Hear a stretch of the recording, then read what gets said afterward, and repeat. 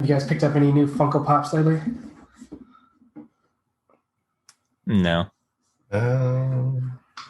No. I just I'll show you guys my two new ones.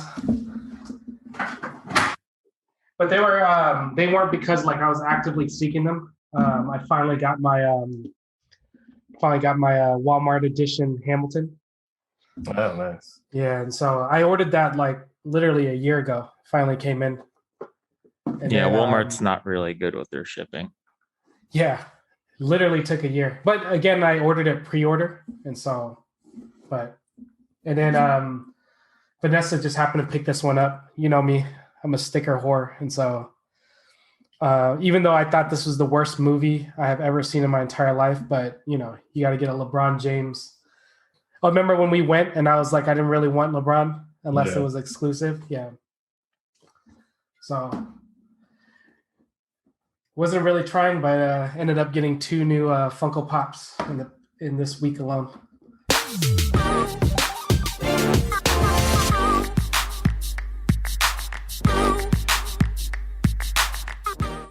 What's going on, everybody? Thanks for tuning in again to Real Talk, where our story is your legacy. And we're back again with another episode of Real Talk. Kind of another fire round episode where we kind of talk about what's been inspiring us, the past week or the past day or just in the moment. And just a bunch of us or just of us friends just get together and have this discussion. So I just recently finished watching a movie that was part of, the Disney's Marvel Cinematic Universe, right? And for those that don't know, they're the production company that pretty much brought us movies like the Avengers and all the other side films, like Iron Man, Guardians of the Galaxy, Captain America, etc. That when you watch it, you realize it's part of this like bigger universe, meaning that all the movies are connected to each other in one form or another. And after the end of this film that I just watched, and of course, after all the secret and bonus scenes during and or after the credits, right? I'm a pro watcher. I'm left reflecting at kind of like the genius behind the production of all these movies. They're not like your classics that movie heads would discuss in terms of like classical movies. But I mean, you got to admit there's something special about these movies during these times of being all together. The way that it makes like watching each film kind of like an experience in a way where you kind of want to keep watching every single movie in its universe because you don't want to miss out on like even on one little detail, that, or you'll be left behind with its inside clues or inside jokes that kind of connects with each other.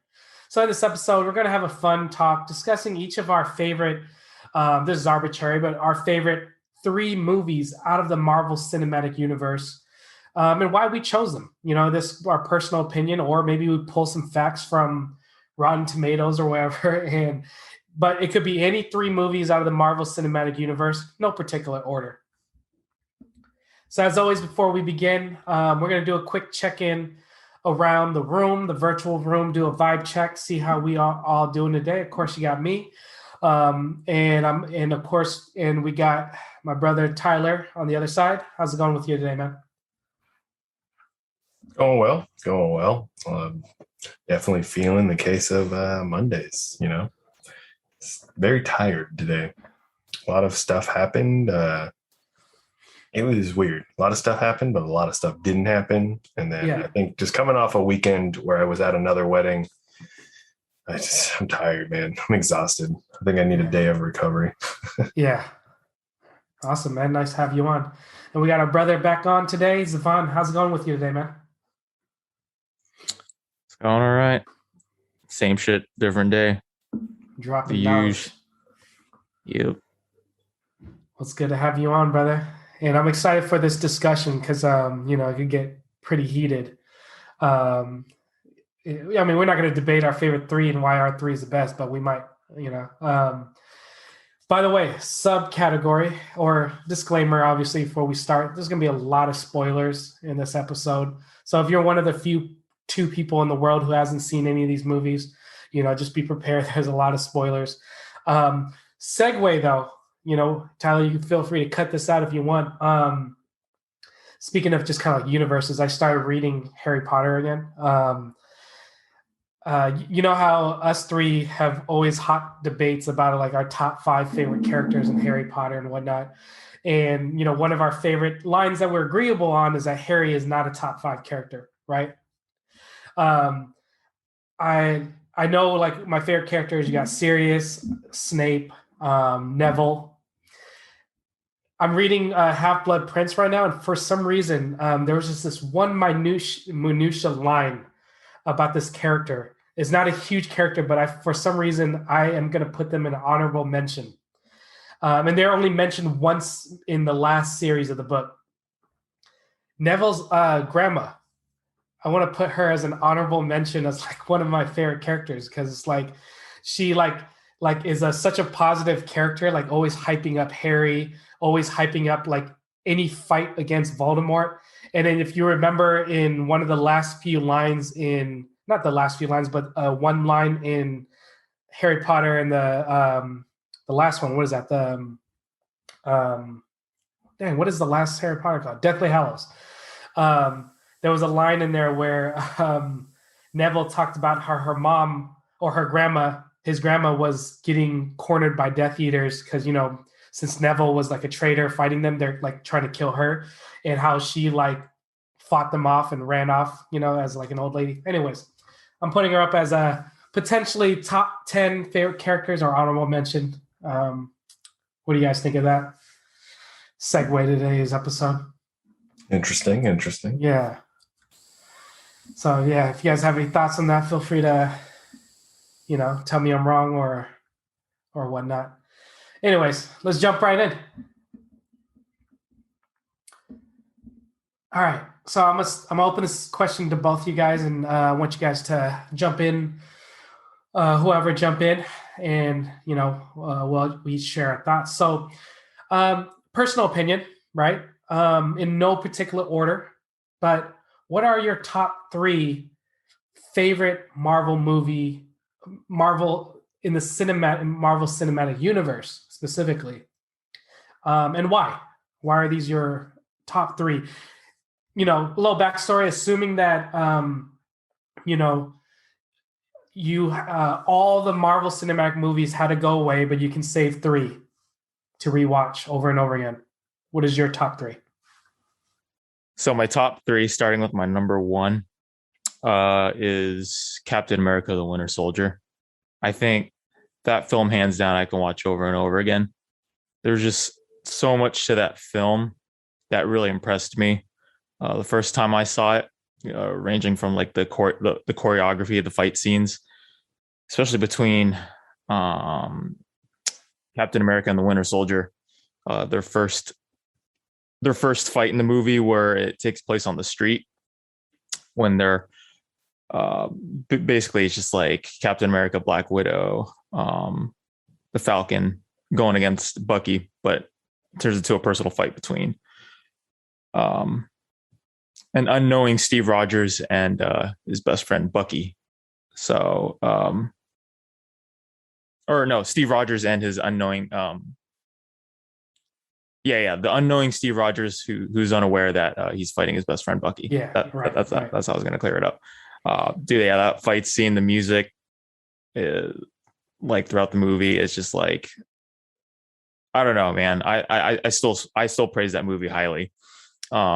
And that was like the first time the Russo brothers directed a Marvel movie, and they've been known mainly for their comedy movies of their like early 2000s and whatnot. So having them direct one of like the best like Marvel movies of all time, and to really pull it off, pretty much helped them segue into the height of their career, which was directing. They directed Captain America: Civil War after Winter Soldier, and then they directed the highest grossing, biggest fan service so far films, Infinity War and Endgame, which I'm glad they did. I wouldn't have thought of another director who could have pulled it off so well. That being said, Infinity War is my number two. I really liked Infinity War, and like it showed that your Marvel heroes had a run for their money because like you had Thanos and you know basically like what you call it, Thanos and his minions going up against the Avengers and actually pretty much being on par with them.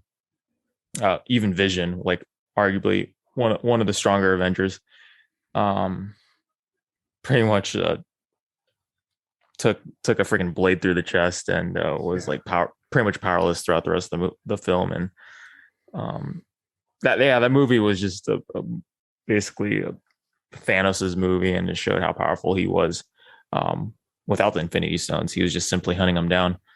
I mean, so did Endgame, but I mean, just that first scene alone, the opening scene of Thanos and beating up Hulk, Thor, and Loki. Yeah, it was dark. It was just like basically, like I said, in regard to the Russo brothers being able to pull off like Marvel movies, like they did Infinity War so well. They set the tone. They showed how much of a threat level Thanos was, and every time he was on screen, someone was going to get severely injured or killed. And the shock value at the end. I still remember because I saw it opening night, or like a day early where they did like just like those day early screenings before the day of the actual premiere. Yeah, the theater was just quiet, just like dead silent. Like you could feel the shock value once everyone was snapped and disappeared. Pretty much like half the life in like the universe just all gone. Yeah. And I rank that higher than Endgame just because of the shock value. I mean, Endgame it's like a given, right? It does the fan service. It does the fan service. And it's just like it's all hype. So, but I still place Infinity War just higher above it just because of that shock value, right? Unexpected. Like Endgame, you expected like a big finale at the end, the Avengers reuniting on screen, which was so incredibly well done. Still get chills from it. Yeah. I mean, I always, when I talk about Infinity War and Endgame, I always like talk about them as like a whole movie, right? Because I think originally they were supposed to be just one movie, but they broke it up into two, which is good. Yeah. So, yeah, like I'll put Endgame after Infinity War, but like in the same like level at like number two. But for my third movie, I would say Thor Ragnarok. That's a film that I remember the first time I saw it, I had fun with it. Like I enjoyed it. Wasn't used to the tone of it because of the first two Thor movies. They're like, they're like the weakest Marvel films in my opinion. And especially Thor the Dark World, like they were just going for a darker tone and all that went and whatnot. But so Thor Ragnarok took me a while to get used to when I first saw it in theater, but I enjoyed it.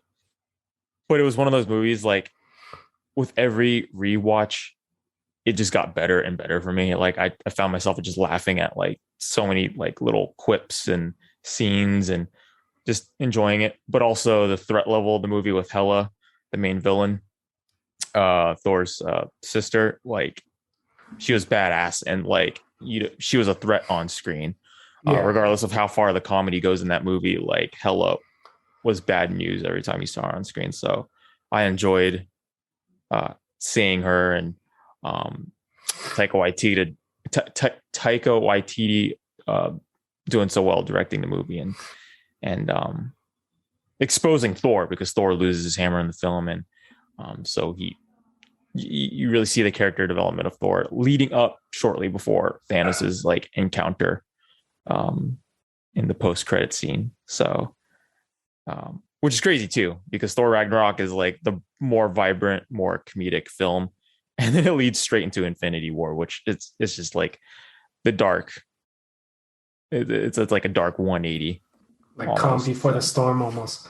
Yeah, which I like that take. I like how they how Marvel planned that, and they planned it well. So yeah. So if I were to rank movies, my top three: Captain America: The Winter Soldier, Infinity War, with Endgame just being like in a sub echelon, and then Thor Ragnarok. Nice. Yeah. Tyler? Yeah, I mean that's a good segue. I would say I kind of view Endgame and Infinity War kind of like Zavon as well. Very much like, flip sides of the coin, one whole thing there. Because I think you didn't know how Infinity War was going to end. It's like, okay, well, this is obviously a 2-part movie, but how are they going to finish off this first one? And like Devon said, it was very dark, which is, I think, is why I appreciated things like, Loki and What If. I think What If took the direction of kind of that MCU canon show and how it's all connected. And I think it's like it pulled a very dark side to a lot of different things, which I can appreciate because, it's always about hero, save the day, fun stuff, cool action. But, I appreciate the darkness in some of these movies because, it's one of those things that I think now, it's all associated with Disney. You don't really see Disney go to dark places all that often. So to see the Marvel universe essentially go into darker directions, I appreciated it. It was more like, oh geez, that's kind of crazy. It wasn't like super dark, but actually no, I take that back. Some of the episodes are pretty dark. But again, I appreciate it. Right. Like the zombie one, and Yeah. or the one where they all die. Yeah. Yeah. Yeah, I liked it though. What If was really. Yeah. What If was great, man. But yeah, I would say for me, I'll do the opposite of what Zavon did. I'll start at my number 3. And this was kind of a toss up for me as well. But I would definitely say my honorable mention is Endgame and Infinity War, because I think that was a great 2-part movie situation. But number 3 for me, I was going back and forth with this, juggling it, but I would have to say probably Thor Ragnarok as well, just because of that shift. I think you see how the tone and everything was set with the first 2 movies. And again, Zaman already kind of touched base on this of like how like low grossing and just kind of the mockery of those movies, after coming out with, Captain America and Iron Man, Thor comes out and it's like, it's just kind of a dud, honestly. But I think through that too, you kind of appreciate the first 2 movies because you see, again, Thor kind of go through a transformation of himself, becoming like this, cocky guy. I mean, he's still cocky, but this cocky kid, essentially, even though he's hundreds of years old and all that stuff, where he always gets his way and all that stuff. But then, yeah, you get to Ragnarok and it really changes like the tone. It's just a huge shift from the previous ones. And I think it becomes like the new meta, I would say, is just like it pokes fun at everything. Not only the kind of the first 2 movies it pokes fun at, but I think it pokes fun at like the entire MCU. And it's just like, I feel like a lot of the characters don't take things too seriously, even though there are serious moments there. And it's kind of cool to see, like new characters coming in like Valkyrie and seeing the Hulk come back, and because now what happened to the Hulk. You're like, what the heck? Where did he go? And then the comic relief, honestly, in the movie, I think it just took a very different turn when it came to that. The comedic relief, it was, like Zavon said, I think when I saw it in theaters, I was just laughing my ass off at so many different points in the movie. And then it's definitely one of those ones that like rewatchability is just up there for me. I just like the the different tone. I think if you were to tell me like, hey, you should go back and watch, the first Thor, I'm like, okay, yeah, first Thor is fine. Dark World, not my favorite. I would say that's probably one of the lowest ranking Marvel or MCU movies, at least on my scale of things. But I would say, yeah, I think it's just the humor. Jeff Goldblum, like, totally didn't expect that guy to pop up in this movie when I first saw it. And I was just like, wow, this is, I can see where the tone of this is going to continue going because of Jeff Goldblum. And then Korg, the rock monster and all that stuff. I think all of that stuff plays into that. So I just appreciate the shift in trying to come into that new meta where you're like, all right, how do we get Thor to be a more likable character, but also like really kind of dig deep into a little bit more of his backstory, figuring all that, poke a little bit at Loki, get Odin to kind of, tell his piece. And then you have Hela, which is, pretty inventive villain. She's very like hell-bent on revenge, essentially. And I think, I think that's why I kind of like the Thor Ragnarok. I think that it's good. It's a definitely a change of pace in that whole trilogy, I guess you could say.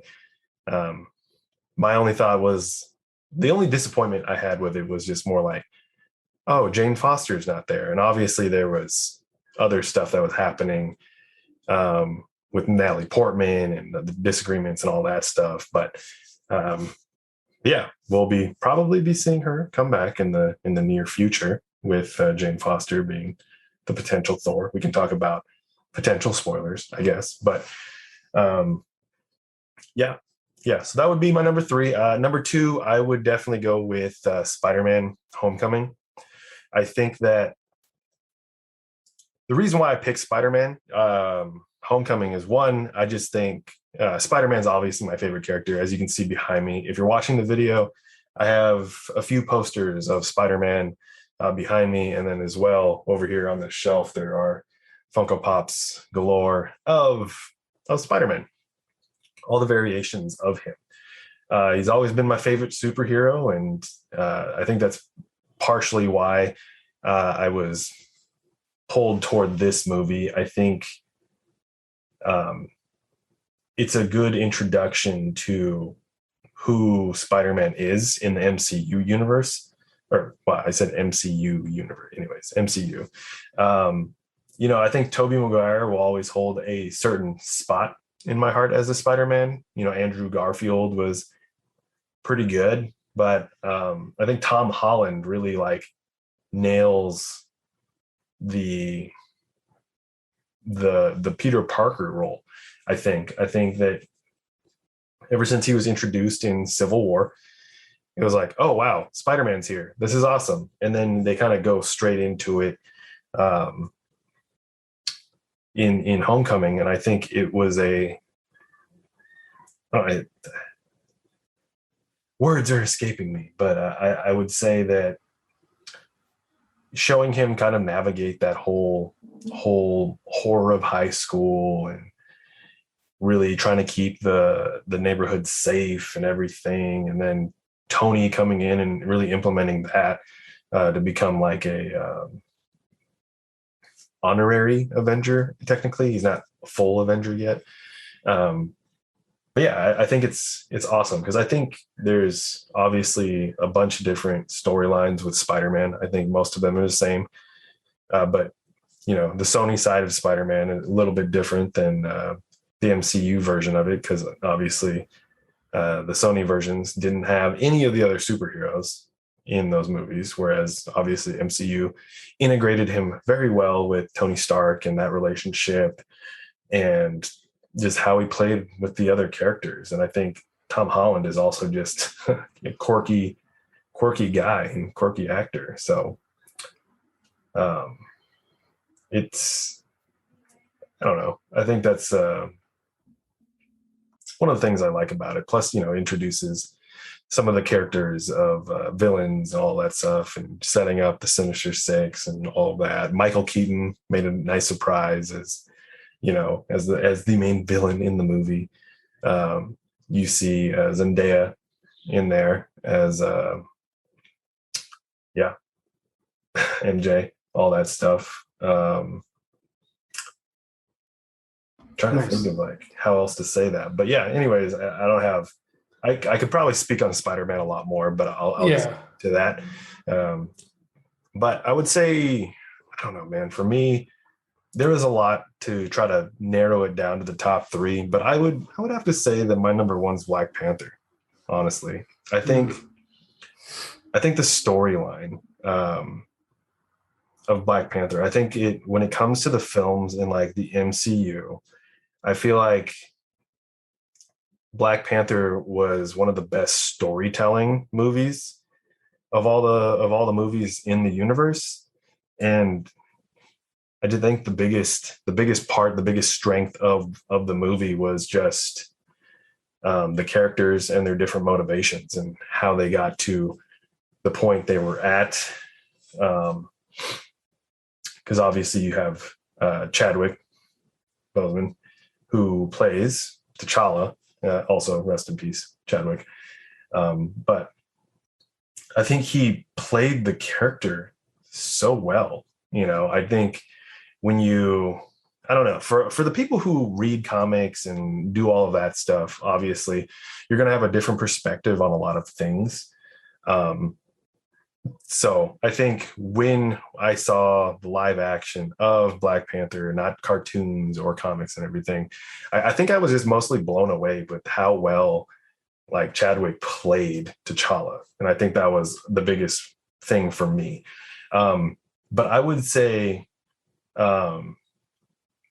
it's nice because you get the backstory of both the hero and the villain in this movie as well. And how much it pays respect to like the African people and their culture and all their history and stuff too. Not only that, but like also just really brings front to women, the female characters, and puts them in a position of like, higher authority and kind of justifies them as, equals essentially. Their whole army is essentially women, So I don't know. It's just when it comes to like the storytelling, the universal appeal, and the, demographic, I would say that that one's definitely at the top for me. Compared to the other movies, I would say that it's not necessarily the most action-packed, but I would say that the fights that are in it are very well choreographed, I would say. I think there's a lot of buildup, but I think there's also a lot of character development and a lot of attention to like small things like production with, certain things, and design and like the astral plane where they visit once he gets the powers and all that stuff. I think it was a beautifully done movie in that regard. And then setting up the whole world of Wakanda, up to this point, if you haven't read comics or don't know who Black Panther is, I think it did a really good job kind of really painting that picture and how we get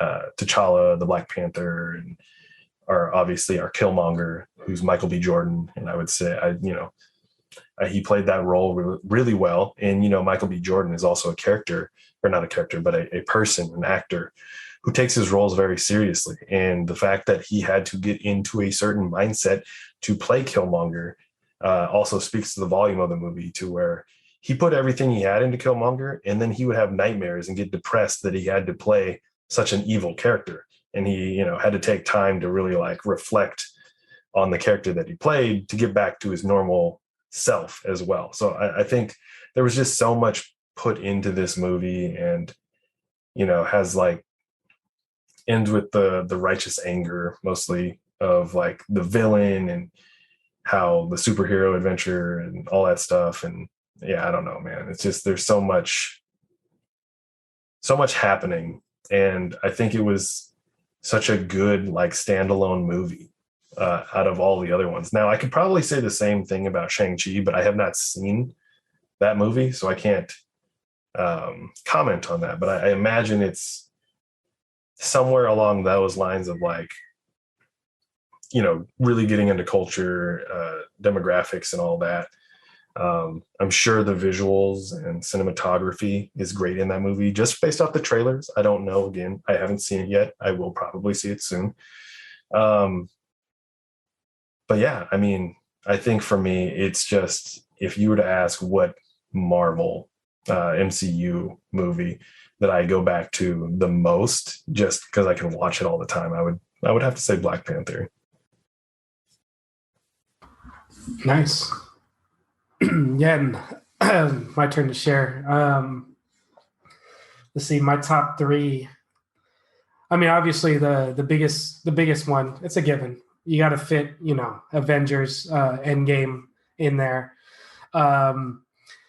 With obviously Infinity War. I mean, are we gonna? You know, it depends. If we're gonna do like a Kill Bill style thing, where you know we consider 1 and 2, Kill Bill 1 and 2 as one movie, then I would consider Avengers, Infinity War, and Endgame the same. But if we were going to consider like, you know, them as separate movies, I would have to go Endgame just a little bit, only because you know, there was, you know, if you look at it from like just a pure movie standpoint, yes, there's a lot of cliches and all that stuff. I think Zavon said it best. It does fan service and all that stuff, but who cares, man? Like if you followed up to this point, Endgame just kind of it touches at all the feels, right? You still got the comedy that Marvel, you know, the Marvel Cinematic Universe is known for. You still get the darkness in there, and you just get all around like good feeling surprises just coming through it. So in no order, you know, so you know I don't rank Endgame higher than another. But my second one, and I'm glad it hasn't been said yet. So I'm glad that we're all kind of picking different ones outside of Endgame. The one that really got me into the Marvel Cinematic Universe, actually, and it's still one of my favorite go-to movies today to rewatch, is the first volume of Guardian of the Galaxy. Like, you know, it was just so out there, you know, away from Earth. It had a great soundtrack, you know, playing a lot of the late 70s, 80s kind of like, you know, music throughout the movie. And, you know, it really had that comedy that, you know, kind of like, I would say was inspired from, you know, like Ragnarok was inspired by and all that stuff. Like it truly had that kind of really light tone to like an action film like that. So Guardian of the Galaxy for me, it was truly the movie that got me into it. Cause like, I didn't really care about, you know, Marvel Cinematic Universe then. But when I saw Guardians, I was like, wow, this is really cool. And knowing how like Marvel, you know, even though this wasn't on Earth, it wasn't connected to the Avengers, it still had like plots and clues that kind of still connected. So it was really that's one of my other movie. Now, this very last one, you know, I don't think it's the perfect movie, but it immediately kind of like jumped to like one of my like favorite Marvel movie that surprised me. You know, is Black Widow. I actually, if you guys haven't seen it yet, I don't know, Tyler Zvon, if you've seen it, but you know, it's free, quote unquote, free to stream on Disney Plus now, and so I finally watched it. And I'll start with like my critique of it, right? The critique is like, I wish it would go deeper into the backstory of Black Widow, but it provided enough of a backstory. You kind of get the pain and suffering she went through, of how she grew up. And you know, with kind of the dialogue in between, you kind of get a sense of like, you know, her character a little bit and like what she's been hiding back, like, you know, beneath the tough shell. But you can tell the movie was more of like present time. I mean, if spoilers, obviously, but well, Tyler Zavon, you've seen the movie, right? Yes. Yeah, I've seen it. I Yeah. haven't. I haven't. Well, this is not really going to run it for you, but Tyler, basically, um, if I was going to give you one clue just so you could feel about the movie, this movie takes place right after Captain America Civil War. So this is the timeline. But anyways, it's one of my, like I just felt like it was one of those movies where like the trailer didn't do it justice. It had a lot of great action on it, more than others. If anything, I kind of, Zavon, you can kind of banter back with me if you want to, but I love Winter Soldier as well. I thought that was when kind of the Marvel Universe took like a dark turn and kind of made things a little more meatier per se, like it just kind of like took dark. I would say Black Widow kind of rivals Winter Soldier in terms of that darkness, but also the action packed kind of sequence to it too.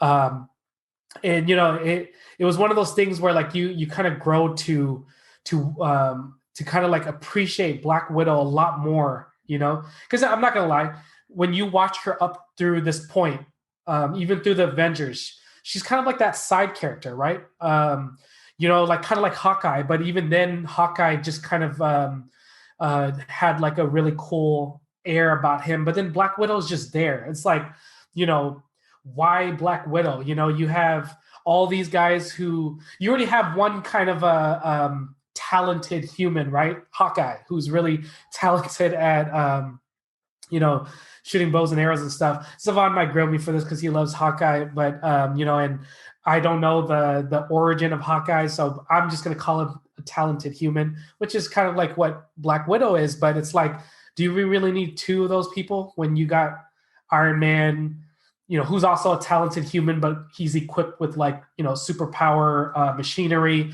Captain America, obviously. But, when you watch Black Widow, it's like, wow, like, if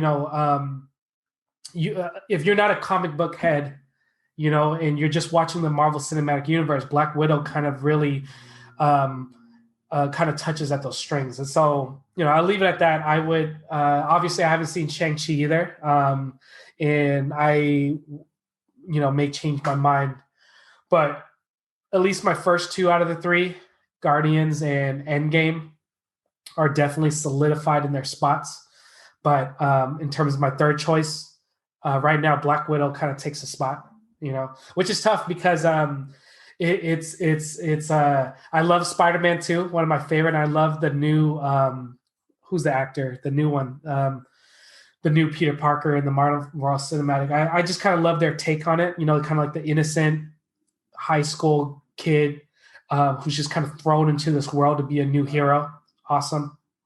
And I kind of love like the reimagined characters on it. And I agree with kind of Zavon and Tyler too. I do like Thor Ragnarok. And it was such a better take because Thor is an awesome character. But his first two movies were like, it was pretty much trash. It's like, especially I disagree with you guys. You guys say Dark World was worse. I think the first one was even worse in terms of like, introducing Thor. Because at least Dark World kind of dives into a little bit more, giving a little bit more of like his world and from his perspective. But Thor was, the first one was just kind of like, all right, this god of thunder just lands on Earth and, it's just like the most cheesiest movie. He's a superhero. He fights off a villain that's attacking Earth. Super cheesy, no backstory, no like depth to it.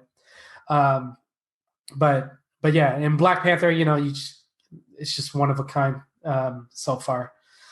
So yeah, so those are my three. And so kind of like leading off to kind of like the last question of the night to wrap it up. I just want to throw this to you guys. First of all, like, the question is like, do you even like compared to like any other series of movies, right? DCU, the DC Comics era. Like, how do you guys like? What's your guys' final word on the Marvel Cinematic Universe? Like, like how do you feel about it in terms of movie culture? Is it one of those things? Like, do you guys feel like it's one of those things where it's just priceless? It's something prized that you look forward to every time it drops? Or is it one of those things where because you're a comic fanboy, you're just like, hey, I love the movies, but I think Disney, and the Marvel Cinematic, Marvel Studios, kind of watered down Marvel in general. Like, what's your guys' final say on the Marvel Cinematic Universe and Disney's taking of it in terms of Marvel Studios? Sorry, can you repeat the question again? Yeah, how do you feel about the Disney's, owning Marvel Studios and just kind of what they've done so far with the movies in the Marvel Cinematic Universe? Like, do you feel like they've created like a priceless gem? Like in the future, you could be like, this has been an amazing time of our lives of what Disney have done to Marvel? Or do you feel like, coming from being a comic book fan and like, seeing how Marvel came up, do you feel like Disney watered it down? Or are you kind of indifferent to it? Like, what do you feel about how Marvel has been turned, how Disney turned Marvel into the cinematic universe experience? What's your final thought on it? Man, that's actually kind of a loaded question just thinking about it. Yeah. Because with like, I mean, the Marvel like comic universe, like that is just, there's so many characters that like are not like child or family friendly. For example, Deadpool. And so knowing Disney and how they want to keep up that, I guess, that family friendly audience, I mean, no doubt that they're probably like talking about and negotiating now with like studios and companies and whatnot that own particular characters, or just Marvel in general, like how they're going to move forward with characters like Deadpool or even like Carnage, right? I mean, now we're seeing companies like Sony, like characters being introduced into the Marvel Cinematic Universe, and like, because the multiverse is like a mess now, which is good for the fan base because now we're going to see characters cross over and whatnot. So, I mean, I guess you could say the Marvel Cinematic, generally speaking, the Marvel Cinematic Universe wouldn't be as successful if it wasn't for like the help of Disney. I don't know like the politics and the logistics that go behind the scenes, but we all know that Disney saw Marvel as like that money maker, so that's why they bought him out like years ago, and like how much bigger Disney is because of Marvel. So now it's just coming down to like how they're gonna introduce characters that are like more on the rated R side of like of Marvel and stuff, and I'm sure it'll pull through years from now, because like they got to keep introducing characters. They gotta, if they really want to continue doing this, even for like the next like 10 years, and really build up like the audience and please the fan base. Disney's gonna have to be open to having characters like Deadpool like continue to grow.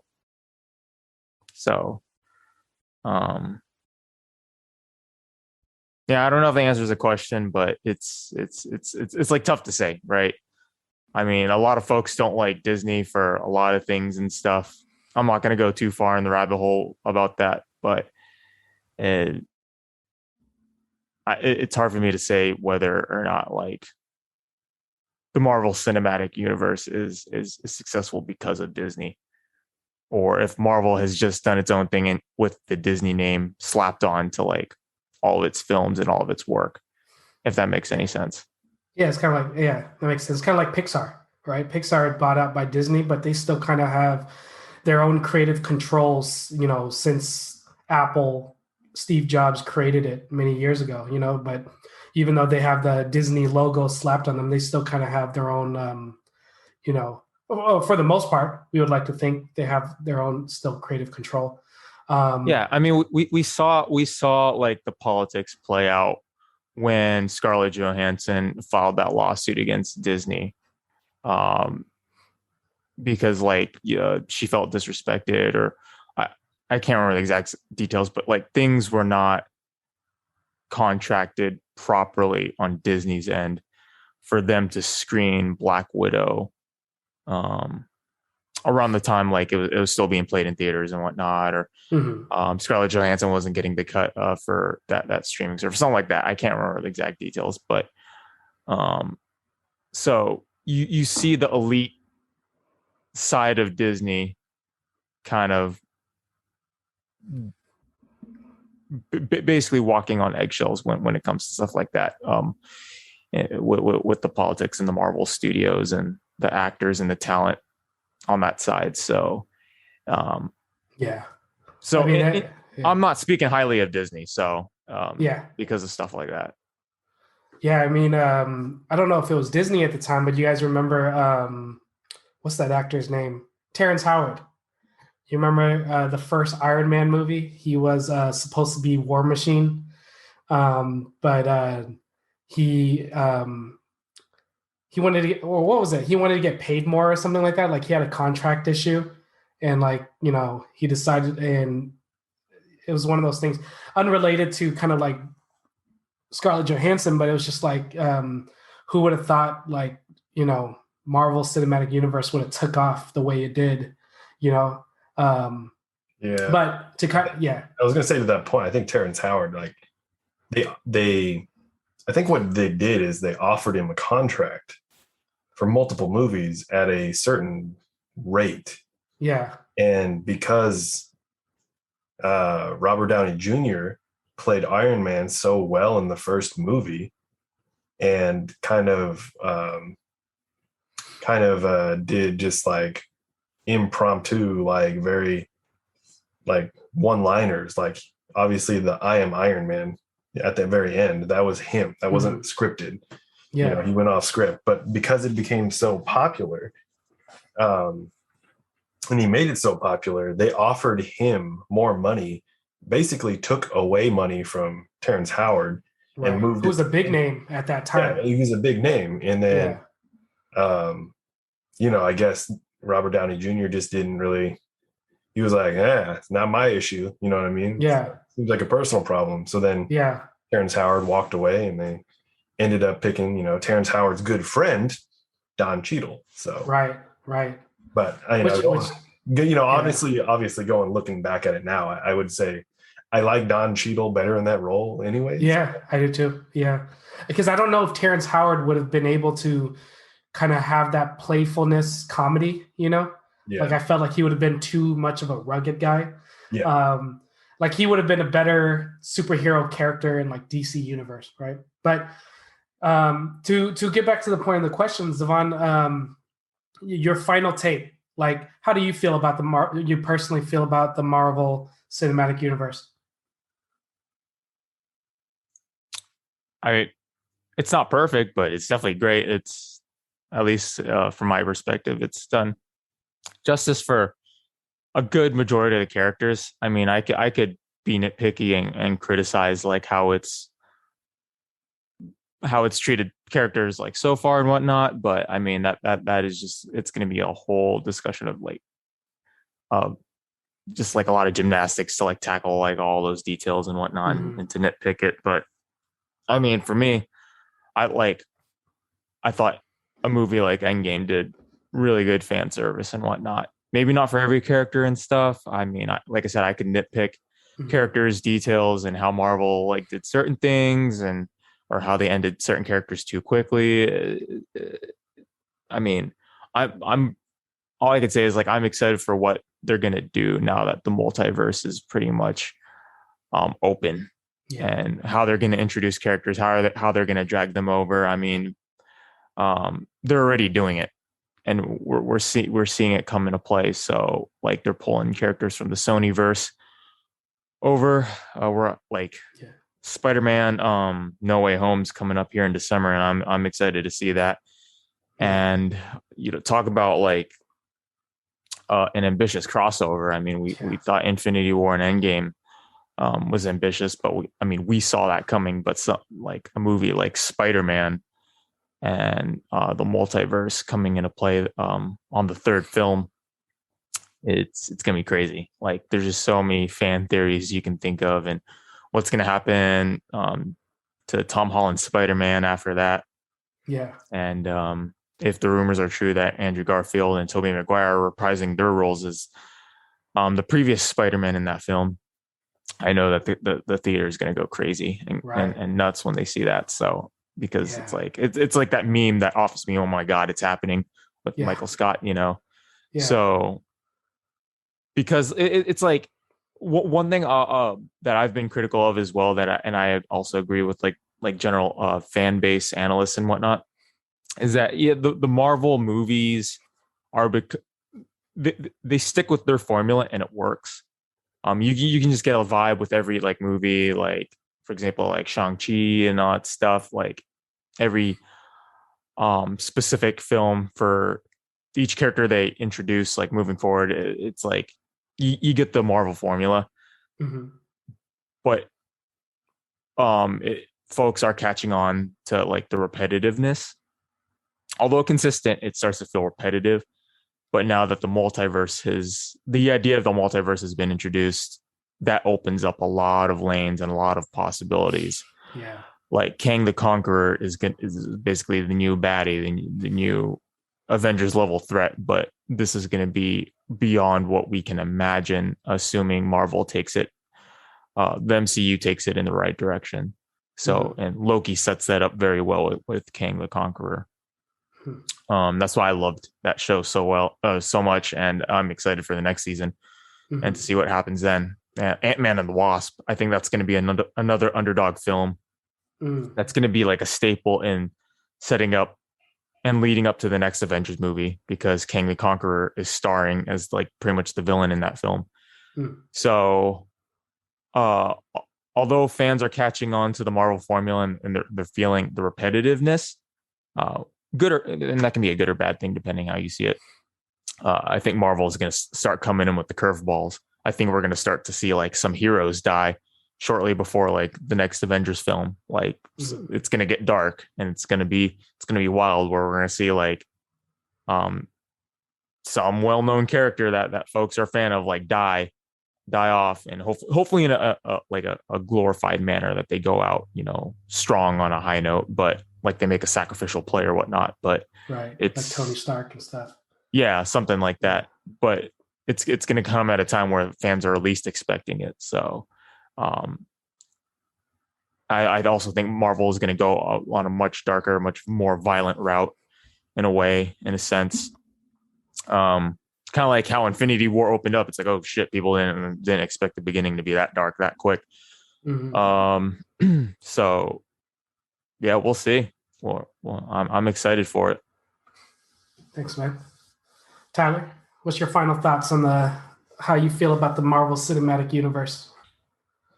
Yeah, I mean, the Marvel Cinematic Universe, I think it's going all over the place at this point. I think it set a tone for like that superhero type of movie, those action-packed superhero, but also like story development and all that stuff on certain characters. Obviously, if you've read comics and all of that stuff, you know the true backstory on all of these characters already.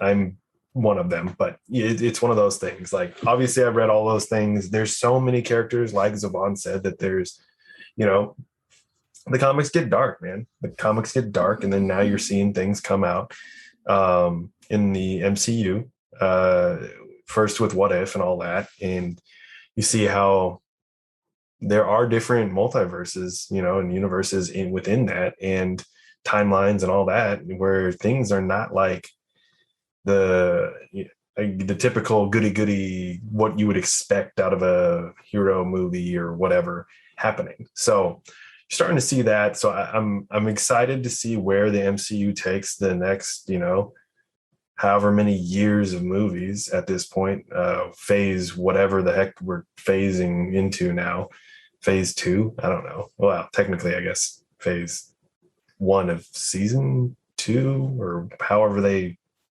named it or whatever it is.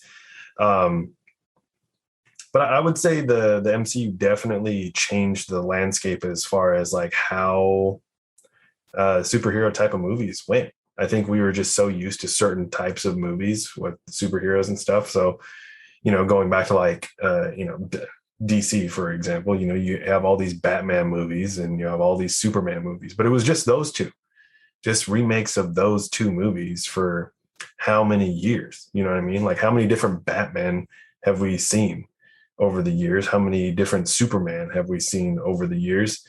And I think, DC is starting to come around to where they're, catching up to Marvel, but they just different storytelling, honestly.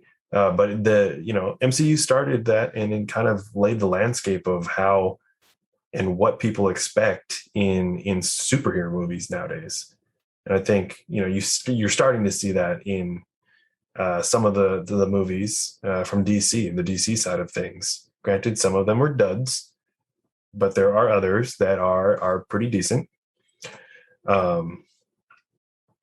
So yeah, I don't know. I think the MCU definitely played a very integral part in a lot of people's lives growing up over the past however many years, and you feel super tied to these characters, but it's very rinse and repeat type of situation. Just like Zavon mentioned, it's like very stagnant. It's a rinse and repeat kind of thing. Like, oh, here it is. You kind of can predict what happens, but no, with the whole Kang the Conqueror, I mean, he's a badass, man. He's a bad guy. He's a bad dude. Getting introduced and then seeing like all the different things where he's like, I don't even know what happens past this point. So good luck kind of thing. So I'm excited to see where the next however many years go in the MCU. So I'm just excited. I'm excited to see different storylines and all that. I'm expecting darker things to come out of the MCU, which I think is great. I think that it's a change of pace, but obviously it's still owned by Disney. They have to fall within a certain category, I guess. There's still darkness there, but I think you also have to think like kids are still going to want to watch these movies. So Thanks, man. Thanks, guys. I think that's all the time we have left for tonight. Appreciate you guys and your thoughts on it. That was a fun episode. So any last very, very final thoughts that you guys want to say before we close it off for tonight? Zavon? Nope, nothing from my end. yeah. Well, thanks, guys. Well, thanks, y'all. And thank you to our listeners and our viewers, any way that you're kind of watching this. We're wrapping it up now. As always, I think a majority of us, enjoy movies in some fan or fashion, and a lot of us enjoy the Marvel Cinematic Universe. It's one of those things. Take this question, vibe on it, and yourself. Are you a fan of Marvel, and especially Disney's Marvel Cinematic Universe? Let us know about your favorite movies, your top 3 favorite movies. If the entire catalog would have disappeared, but you could keep 3. What are your favorite 3 and why? As always, it's one of those things. Keep the dialogue going. That's how we continue to grow and learn from each other. That's how we continue to grow and learn personally as well. So, we're gonna keep doing this. We're gonna keep grinding. We're not perfect, but we know that if we keep at it, keep trying to perfect the conversations, keep bringing the conversations, we're gonna be better each and every time. So we appreciate y'all every single time. Appreciate my brothers Tyler and Zavon for hanging tough through this all the time and having these good discussions and thought-provoking discussions at times. But tonight was a fun episode. So we'll see y'all next week. Have a good night, and we'll catch you later. Later.